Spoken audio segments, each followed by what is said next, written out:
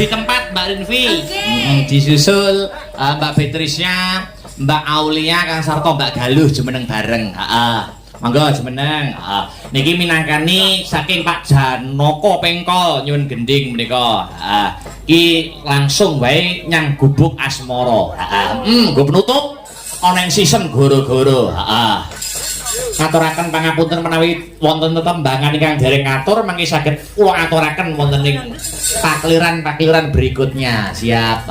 Langsung iramane sragenan. Waduh, sing nyekel kendali Mas Patrick sing beduk sapa? Ya. Ayo. Sing kendali bengi iki wong telu. Yoga yo tampil. Yo apik tenan wong keplari umumi.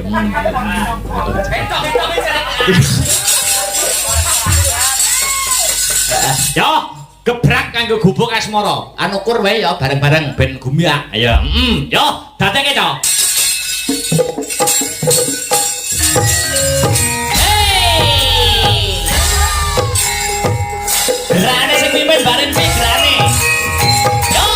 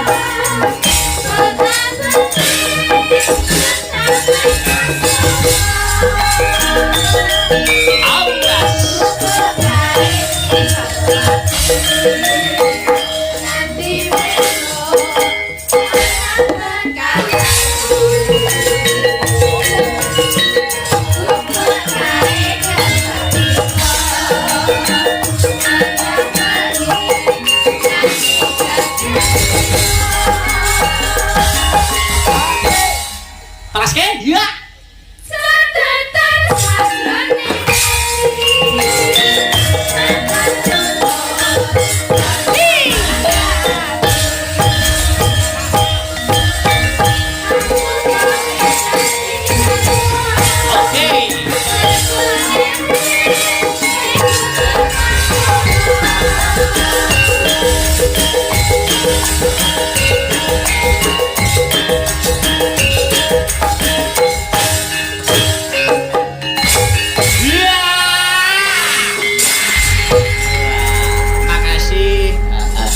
Mas Gareng Dik Bagong piye Dik Petruk? Piye Mas Petruk? Wah ora krasa perang kudup Sari Palwaga wis pundhak wis paripurna. Ngono ya Lek. Nggih.